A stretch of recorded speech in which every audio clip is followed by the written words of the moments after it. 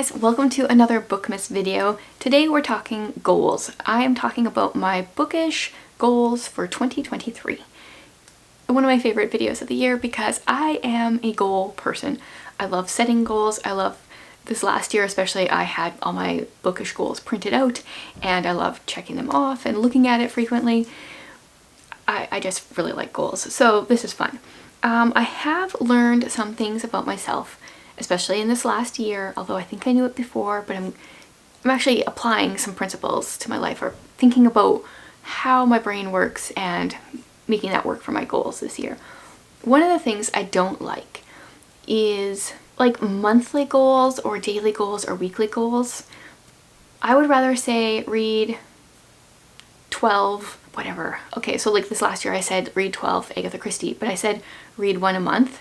I would rather just say read 12 in the year instead of saying read one a month. So I'm thinking about that kind of stuff as I'm setting my goals this year. I'm also trying to make sure that my reading goals fit well for my reading life, and part of this is trial and error. I set goals thinking that they will be good and helpful and then realizing that they don't really work for me, and so every year, you know, you tweak it a little bit. Hopefully 2023 will be my best reading year yet, and by that I don't necessarily mean more books. I just want to really enjoy it. And then I also have some like booktube-esque goals here because this has become so much of my reading life. I think if I didn't have booktube, my reading would look very different because I would be getting less recommendations and so many different things. I'd have more time to read for sure, but I don't think it would be as enjoyable. So we're gonna start with the reading goals and then kind of go more into like the booktube goals. I've done this, I think this is the third year in a row maybe. We're coming up on my booktube anniversary. I forgot about that when I was creating my bookmas calendar, so I might have to squeeze that in, a little anniversary something or other yet. So the first thing on my list is the same thing I had last year. I don't think it was actually first last year, but I want to complete the Read Your Bookshelf challenge. So what's it been now, like a week ago or so, I announced the 2023 Read Your Bookshelf challenge. It's probably more than a week by now. And I'm doing it different this year. Every prompt is going to play off of the book that you read for the previous prompt, and I'm really excited about it. I did share like what could be my TBR in that video, but I know it's going to completely change. So this is one of the prompts or one of the goals of mine that will kind of be a monthly thing, because I do plan on just reading the book for the month that it is. But I did say in my challenge that you don't have to read it that way. If you want to just go ahead and read all 12 of the prompts, they just have to be in order, they don't have to be monthly. I might do that, we will see. Okay, something different that I'm going to be doing this year is I'm going to be keeping my TBRs to a 7-book maximum. Can I do it? I don't know. I'm not going to be officially participating in the Buzzwordathon or any other year-long readathons this year. So, I mean, I'll have like a Read Your Bookshelf challenge book each month. And then I'll have like my Patreon pick each month. Now I'm down to like 5. I don't know if I can do it. And the next one here will also be like another one off my list. We'll see. I want to try to keep a small TBR because I feel like I like having a TBR. I like sharing with you guys what I'm excited about and thinking about books for reading challenges, but I also know that I like a balance of a TBR and time to mood read, and so this gives me space to do both, I think. The next one is to include one NetGalley book on my TBR each month. So there's another one of my TBR books kind of taken up. This year, my like big goal is to get better at reading ebooks, and so this is one of the ways that I plan on doing that. I want to be reading a NetGalley book each month at least, probably more. I want to be sharing about the NetGalley books before I read them, because the whole point is to be able to talk about books before they come out, help advertise them for authors and publishers, and I want to be able to do that. So yeah, I want to get better at ebooks, and I couldn't think of a way to make that like a goal exactly. Like, how do you just, okay, there's a light shining in my eye. how do you just get better at reading ebooks? Like, how do you measure that? So this is one way I'm going to do it. If you guys have suggestions, I'm not opposed to adding goals to my list after this video. How else can a person get better at reading ebooks? I currently do have a Kindle Unlimited subscription, and I've had them before. That doesn't necessarily help me get better at reading them. It makes it more accessible, but I still have to like actually read it. Okay, next one is to read 7 classics from my list. So I have a list of 50 classics I want to read before I die. I have a blog post that I can link that has that full list, and I'm trying to read 7 books off of the list every year. So far it's going pretty well, except this year. This will play into another future goal here. I'm going to be reading some of the bigger classics off of the list. This last year I definitely cheated unintentionally. I don't think I did this on purpose, but I read a lot of the shorter books off of the list, and 2023 is going to include some bigger books. So here's where it plays into here. I want to read at least 7 books that are 500 plus pages. So I have some big books on my shelf. Definitely a number of them are classics, and I often get scared by big books because I have so many books I want to read, and then if you pick a big one, then you're kind of committed for a bit. But this year I'm gonna stop being scared of the big chunkers and read a bunch of them, some of which are definitely going to be classics. Then in November I read a book, a Christian science fiction book that spurred on this goal.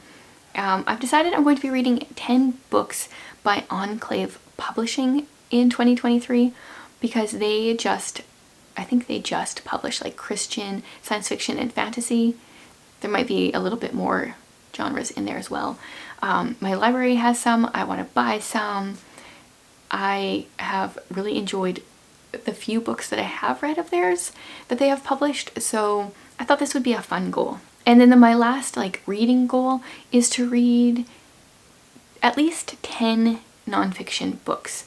Normally I do pretty good with reading a couple nonfiction a month, generally Christian nonfiction. This last year I just didn't. I did try to look back and I can't remember now. I think maybe I finished 7 nonfiction books. I started a bunch, DNF'd a bunch. I just was not in a nonfiction reading mood all year, and like that's okay for a bit, but now I want to push myself to read some more nonfiction again. I have lots on my shelves I want to read, lots coming up, like new releases that just came out that I want to read, and books that will be released, so I want to get better at reading nonfiction again. Now we are moving on more into like the booktube type of stuff. The one thing I want to do, I wrote a number to make it like an actual goal. I said make at least 5 videos that are more creative. And so I'm thinking like either creative in the content or the editing or the filming or something like that. I think 2023 is the year that I want to break out of the booktube mold. Not that I want to like stop doing booktube stuff, but I just want to be a little bit more creative with my videos and the types of videos I do. I have a number of specific ideas that I want to do, all still like book related and stuff, but I just want to try something different. I like to challenge myself, and especially challenge myself creatively. Speaking of challenging myself creatively, I wrote down a goal here and I think I'm going to edit it right now.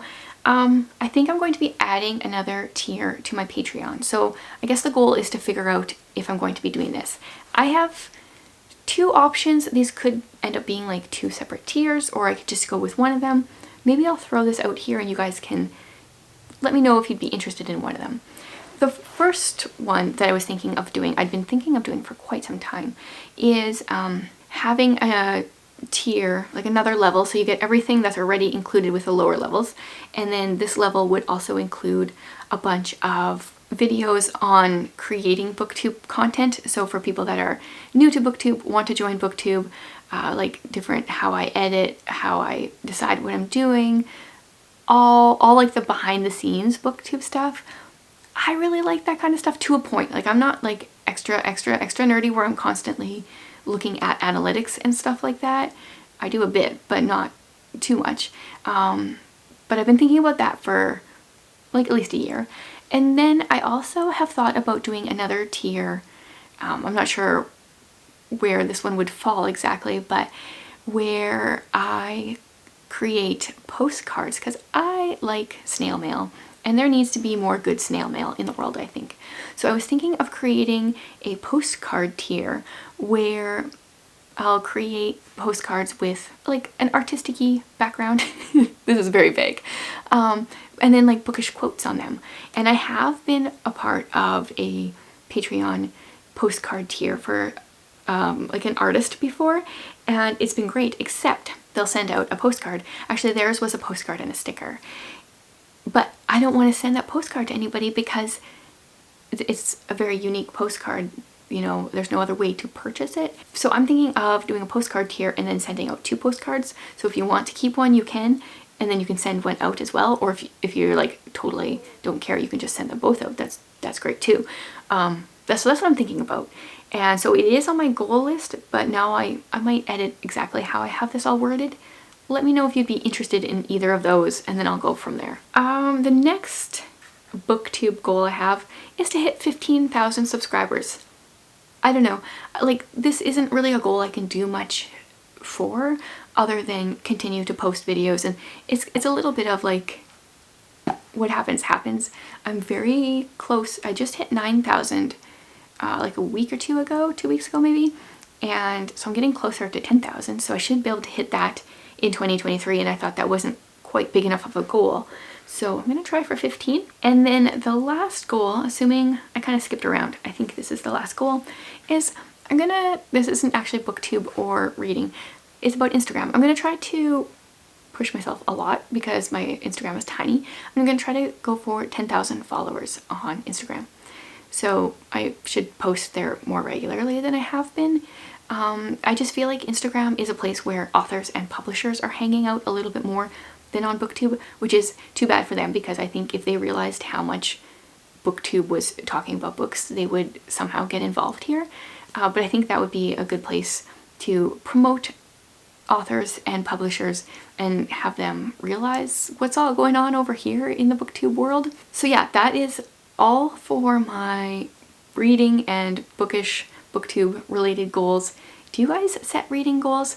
I never did before BookTube, other than like going on to Goodreads and setting like a number every year. But I've actually really enjoyed pushing myself a little bit and thinking a little bit harder into my reading and setting goals based on that.